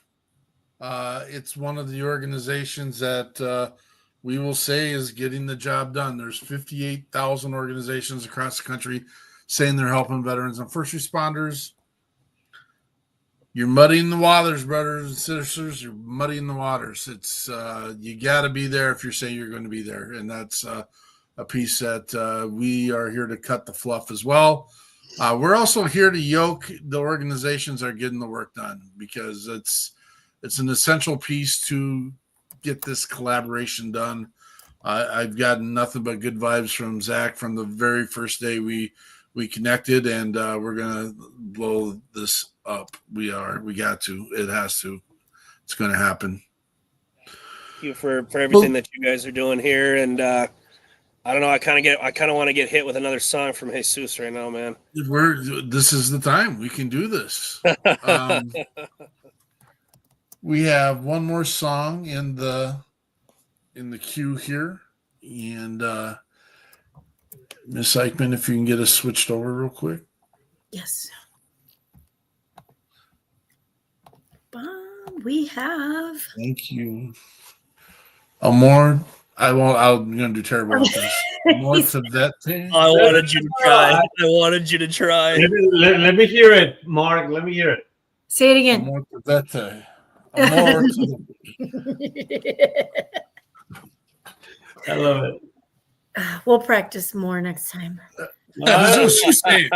Okay, you have no idea. Like sometimes I have done some master classes for boys or whatever, and Let's I have start off had with some training kids. wheels instead of a master class. Okay, let's just get the training. So I have had some kids. No, but this is the thing. I have had some guys who are already in the business. They want to be opera singers, and they show up to the master class with this horrible accent. What are you gonna sing? Amor te viel. So you have a horrible accent. No, I'm saying that these kids who are in the business have very horrible accent to it. All right. Like it's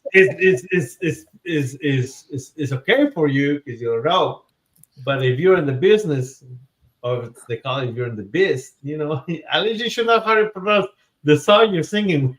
That is okay, brother. All right, your turn to pronounce it and give us a lead into this song. It's called Amor Ti Vieta, and it is an excerpt from an opera. It's called Fedora by it's a beautiful opera. It's a Fedora opera. It's Amor Ti Vieta, and practically the story tells like the love that you deny me. It's like I am, I can see on your eyes, I can see your lips that you want to say you love me. Your eyes tells me you love me, but your lips tell me you don't love me anymore, and you refuse my hand. That's particularly what it says.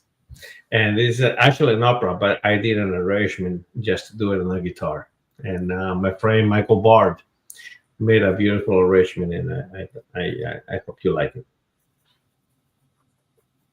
This is the Walking Tenor.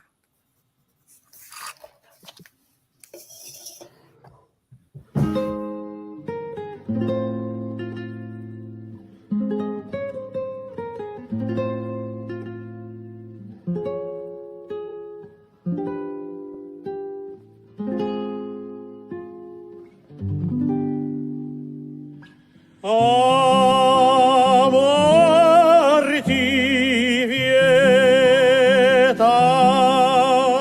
di non amar l'uomo tuo lieve che mi respinge. Cerca la stretta della mia mano, la tua pupilla esprime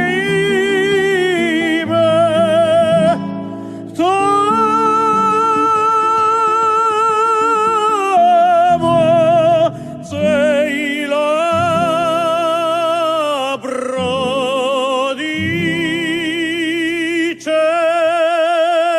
non t'amerò.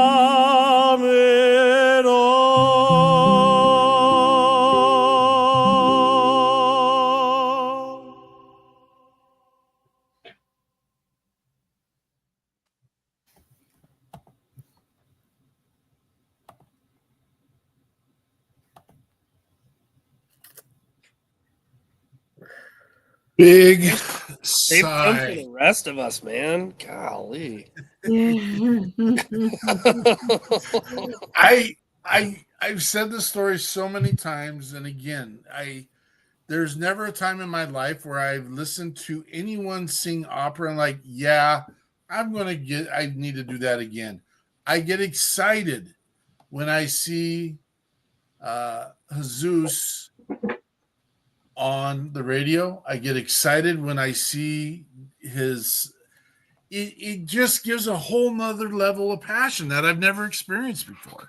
And I like it. I like it. Thank you, Jesus. I gotta tell you, there was in 2003, December 25th, was the Christmas 24th. It was the Christmas Eve. This is in Iraq. We were in Iraq, and we had a little gathering together, just for Christmas. So a couple of friends, some people they did, funny sketches, and some people did comedy, whatever. And some people, sang a little here and there. And I remember my platoon sergeant and Mr. McDougall. First time, it was the Sergeant First Class McDougall. He's like, "Why don't you sing something?" It's like, "I don't want to sing." It's like, "What?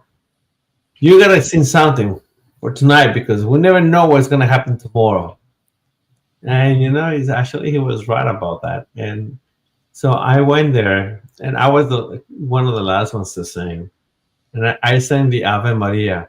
Ave Maria. And I remember, because like after that we had to go to work. We had to go to some missions, and I sang that, and it was like everybody was so quiet. It was like dead, and some people were crying. I mean, tearing up. I tear up a little bit. We all look at each other like, okay, well, this is. We had to go back, and we went back to it. We went out to work, and not knowing what was going to happen the next day. And it always, whenever I sing, it always makes me feel like everybody has some sort of a power. People have the power to talk. People have the power to direct, to conduct, or do whatever. I always think that each talent has to be used for that particular power. It's a power of healing. And whatever, I remember I posted this a while ago, some years ago. And my first sergeant said, yes, I was there when you sent this. We all remember that, and they felt the power of not knowing what was going to happen next. So you never know how you can use your powers. I always consider singing as a kind of like a power, because it reaches people's hearts in one way or another. Great power. Zach, has these powers of reaching out to people through this organization. We all have it. We all have tools. We just have to keep using them, to use them for the right purpose. Mark and Andre are using them to reach audiences, and so it's a good way to keep using them, because we'll never know when it's going to be the last time someone is going to hear it, or when is the last time we're going to be able to provide that kind of power, right? So yeah, I feel like we've gotten power is in healing. You're a healer. I think we got a master class in wisdom tonight, is what I think. And no lie. It's my goodness. You know what? You're right. I need to carry that with me on a daily.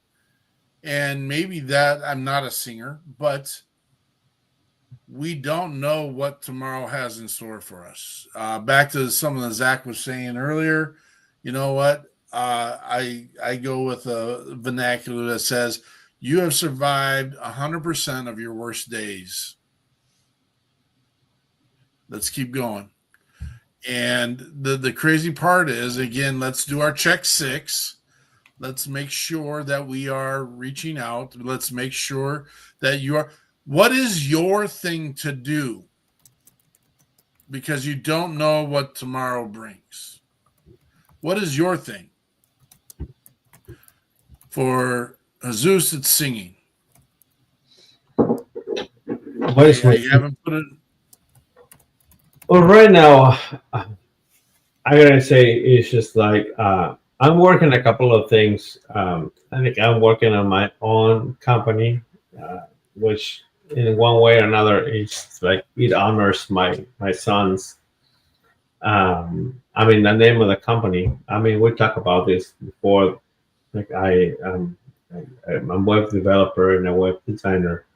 So the name of the company is, dedicated to him, because, I mean, my son, he was born on a 28th and he died on a 28th, 24 years later. So the name of the company is 2828 Media, Multimedia, and it's Korean and an honor name for him, without actually saying his name. And the other thing is like I'm actually starting next month. I'm starting a podcast, which is called the Walking Tenor podcast, which is a storytelling of stories of music and songs and loss, that everything evolves around, like my wanderings around the world: New Zealand, Italy, Spain, Mexico, States, the army. But it's all come together into mini stories of 10 to 15-minute stories. And I really hope people like it. It will call the Walking Tenor podcast. And let's see what happens, between that and, my company. So let's see how it goes. I'm just happy to be around, and I'm happy to still be part of my family, which is important to me. Well, we're still happy you're around, and we are excited for when we see you next time, brother. We're at that point in our show where we're going to start ramping her down a little bit to bring it to closing, and we do our final thoughts. Typically, Jonathan Crochet, who's on here with us usually every weekend, starts off final thoughts. Andrea's giving me the eyeballs because she knows it's going to be her this time. It's going to be, look at this. Do you think I have some thoughts? Because, well, they're all blurred. But anyway, a whole page and a half full of thoughts. So, okay, we were joking a little bit, but not really joking about heart conditions and what it takes to be.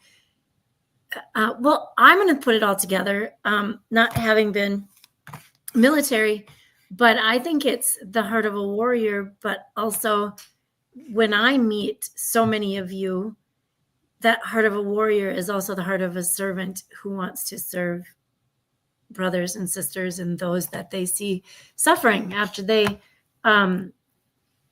experience some of those things as well. And so, tell me I didn't bump Jesus. So I want to say that, and thank you so much, Zach and Jesus, for being here and sharing. And Peterson said earlier that we don't plan this. We ask two people to be on. We hope that they connect, and sometimes they connect here, and that's their connection because they're in Texas and they're in Alaska, and that sums it up, and that's it. Maybe they follow each other on Facebook, but then there are times where we have two people and there's a soul connect. And I don't know, Peterson and I we get to sit in the middle of it and just enjoy it when it happens. And so whether you guys band together, meet sometime, hey, so you're going to be in Minnesota one of these days. I can feel that. And so I hope to see that. On the ice, I mean, I'll take you out for dinner afterwards, but you can enjoy your day on the ice. No, I would love to hang out, but there's so many things, you guys. Keeping it, I don't know. I wrote down taking care of each other. This is what we do. Jesus shared about the dog tag program earlier that he's working on. I can't wait to hear more about this as well. The hillbilly connection, that was cool as well. I mean, it's Peterson claims to own that, and now he knows others are out there just trying to be like him.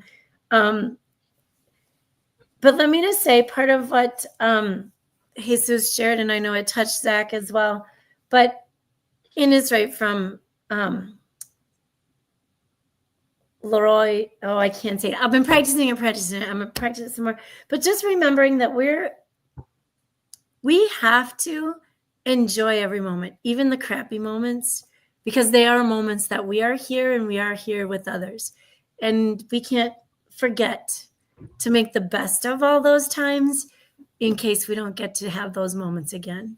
And so please, everybody, keep that in mind. Reach out to your 6 or your 6,000. I was scrolling through it when Peterson was talking about that and reaching out to some new people that I haven't spoken to. And I'm taking one out hopefully to dinner because they're moving soon. And so this from a while back and we need to catch up. Well, yeah, keep them in your hearts, keep them in your souls, but keep them connected as well. And so thank you very much, you guys, for sharing and for being here tonight. I do just have to say next week we have Tony Woodman and Cody Kelly coming in as our guests. And tomorrow on our debrief, we will talk more about them. Thank you. Zach, final thoughts?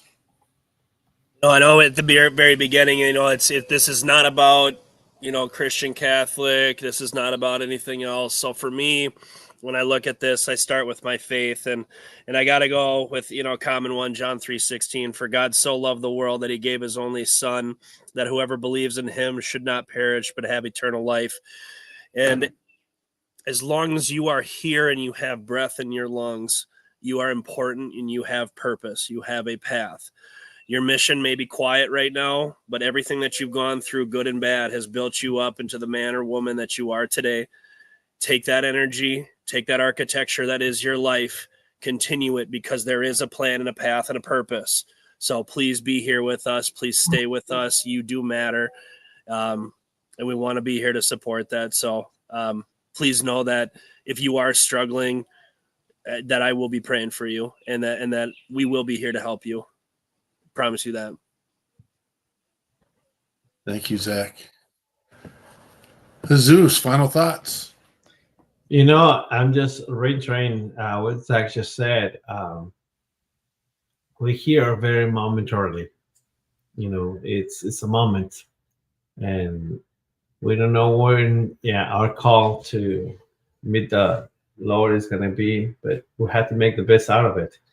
And thinking about being in the moment, one of the reasons why, I don't know if it happened to you, Zach, or you, Mark, but when we came back from, combat, I don't know if it happened to you, but the desire to go back, to be back on that moment, and to be back at the action, it was very, important to us. Like, we wanted to go back and keep volunteering. I want to go back. I want to go back. It didn't daunt me until years later.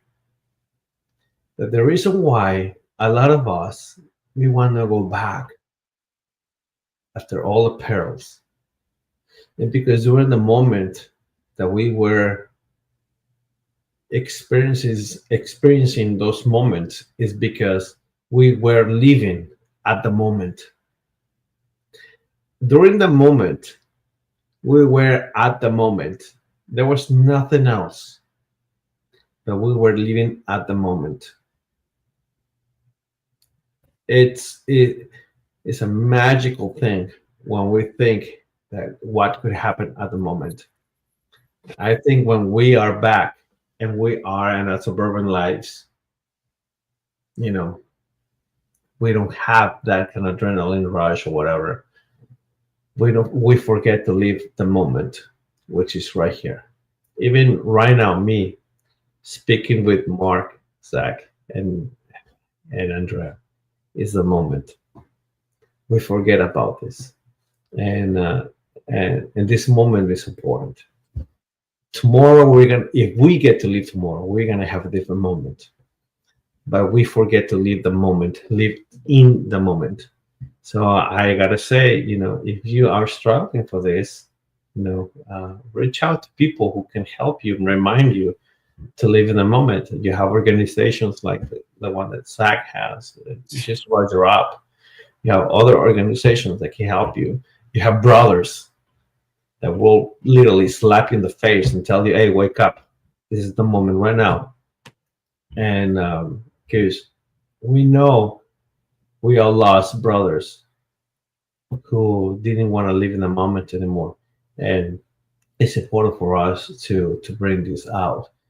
And I just got to say, as being in the moment, I got to say I'm very grateful, and I'm very touched, by the fact that Mark reached out to me today, and Andrea too. And I'm very happy to meet you today, Zach. And I really hope that, in the very near future, we get to actually hang around in Minnesota during a nice weather outside on a fire, sharing some really nice cigars and some really nice mezcal.